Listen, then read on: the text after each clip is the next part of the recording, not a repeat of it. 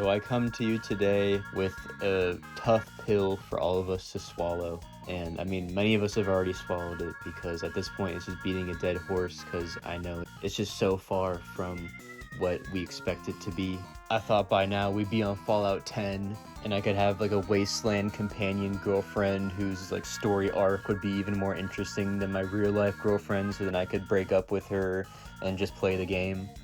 But as we can see, that is not the case. I think what's really stunted Bethesda is this shift in focus statement from products to services. And to a point, it's like fair enough because the modding scene of Fallout is obviously like spectacular, and there's just a lot of cool stuff that's being done in that space to the point where it's almost like comparable to a Roblox or a Minecraft, the amount of player expression that goes into these mods and the community around it. But then again, if you claim to love your community and love your modders, and you claim to know that that's a huge part of what makes your game special, then why don't you like play into that in a way that isn't just complete laziness? Fallout 76 shouldn't have been just a standard MMO, to kind of just watered down Fallout game. If they were really about it, like that should have been their platform. That could have been just a modder's utopia. It could have been a platform. There could have been like player hosted servers. There could have been, a forge, like a Fallout forge. Like they could have given us some insane tools for even people who, don't really do game design to create their own stories in the Fallout world. Like if they were really about it, they would have done some shit like that. But instead, Bethesda just kind of cowers in this weird space between, wanting to be as open to their community as possible while also wanting complete control of the ecosystem through like the Creators Club and all that, where it just makes them seem incompetent and out of touch. The craziest thing was Starfield supposedly being their kind of return to form, the game that Todd Howard has always wanted to make. And then it ended up just being the least reactive, just slop game of all time, with just, it's hard to put to words how just incredibly vapid that game is of just really anything. I mean, you look at Starfield and some people apparently like it, probably just CIA plants, but some people apparently do like it, and that's all well and good. But you look at Starfield and it's just, what are they trying to describe with this? I mean, the first thing that grabbed me about it was, the aesthetic and just the fact that they were making a sci-fi game. It was just the possibilities of it. And it's just like, the art direction was fine. They did the NASA punk, but actually in practice, it just kind of, they didn't really do anything with the design language they created. All the companions were just flat. The story was just going through the motion. Nothing about the game really justified its existence as a game or as just a story or as just anything. It was just completely just what concepts are being explored in this game.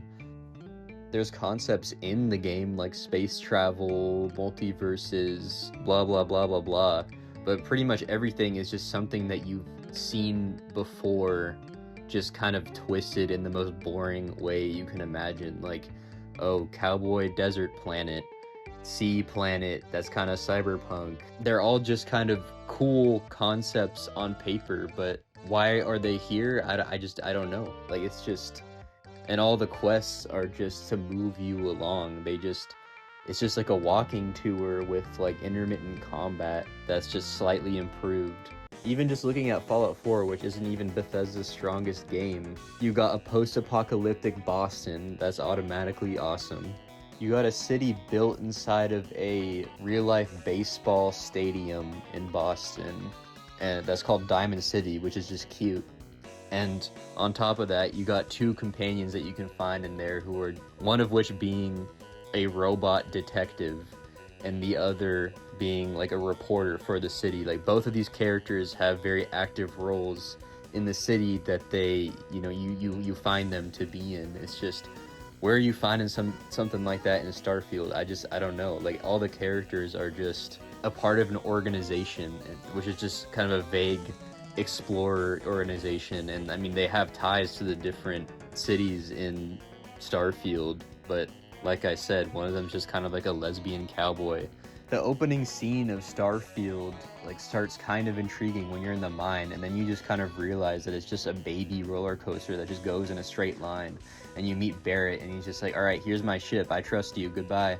And you can just, I mean, you don't really have a choice of what to do from there. You can't really become evil or anything. You kind of have to eventually spin back around to the main explorer building, whatever the fuck, I don't even remember what it's called because it's so boring.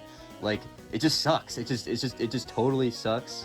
And I do not know what they were thinking with this, and it just took a fat chunk of development time when we could have had Fallout 5 by now. Just the beautiful thing about Fallout, and what I think draws so many people to it with all these mod projects like Fallout London, Fallout Cascadia, Fallout Miami, is just people who are passionate about putting their own voice into this IP that they like, and maybe even being from these areas and wanting to see them explored in like a post-apocalyptic fashion, and putting their own knowledge into this franchise. I mean, that's just cool. Like, that's a cool concept. I don't know why like Bethesda doesn't just lean more into that and do like what I was saying before, like just go all in on a service, a platform of a Forge like, Roblox like Fallout game where you can create your own stories, because clearly that's the direction that they want it to go in, but they're just too bitch made to see it through, because I guess they need to put a battle pass in Fallout 76. And it's not like this is what I really want. I mean, I really just want like a good Fallout game. I want to geek over it. I want to foam at the mouth. I want to just glaze the devs and be like, how'd you guys even come up with this, bro? Like, oh my... That's what I want. Real talk. But the point of saying all this is really to just accept the elephant in the room, which is that Elder Scrolls 6 is it's cooked. It's just absolutely cooked. There's no conceivable way that it's going to meet expectations. There's just absolutely no way. And I'm not saying that it's not going to, be a cool novelty. I mean, there will probably be enjoyment to be had. That's for sure, especially if you like Elder Scrolls. But like I was saying with Starfield, I just don't think they have a story to tell. I don't think they have really any reason to make it other than just making another Elder Scrolls. It's not going to justify its own existence. And I don't know, they're not really pushing anything forward. They're not the leader in any category. A Fallout game in 2026 or in 2030, whenever the Elder Scrolls comes out, I think it's just going to be leagues behind what other people, even just indie studios, are making in terms of, pushing the art medium of video games forward. I think whatever Bethesda puts out, like from here on out, I mean, not even from here on out, since forever, it's just going to be slop, a waste of time, and I think other things deserve your attention. And I'm not trying to be mean here, because, I mean, for a time, I loved Bethesda, the Fallout games and Skyrim and Oblivion, they inspired me in some way. But, when we're thinking about big companies and video games as a medium for art, the games with the most resources should be pushing things forward, not just lagging behind. Or it's just like, what are we doing? It's just a waste. It's a complete waste of talent and time of the consumer, just tricking them into buying something that they've already played a gajillion times.